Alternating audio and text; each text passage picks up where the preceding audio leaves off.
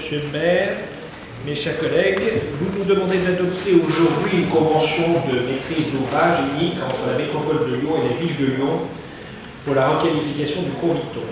À la lecture de cette délibération, deux impressions contradictoires dominent, du soulagement et de la colère. Du soulagement tout d'abord, car cela fait maintenant 25 ans, et ce n'est pas mon collègue Jean-Jacques David qui me contredira, que les élus du 6e alertent la ville et la métropole sur la dangerosité de cet axe. Extrêmement fréquenté, mal aménagé et fortement accidentogène, cette voie ne donne pas aux piétons une sécurité suffisante.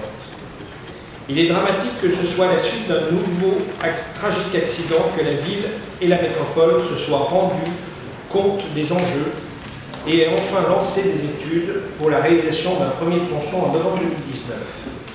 De la colère ensuite, car le projet que vous nous demandez d'adopter ne correspond pas à ce qui a été co-présenté devant la presse le 23 février dernier, puis le 1er mars en réunion publique à plus de 350 habitants du 6e. Par vous, Monsieur le Président de la Métropole, et par vous, Monsieur le maire de Lyon. Le projet que vous nous présentez n'en est en aucun cas le projet qui répondait aux aspirations des commerçants en termes d'aires de livraison et en termes de l'argent du trottoir.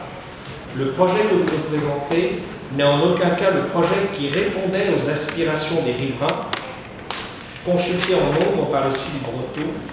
Le projet que vous nous présentez vous a été imposé par les associations de cyclistes en total déni du compromis trouvé en février dernier entre l'ensemble des acteurs dont faisaient partie ces associations.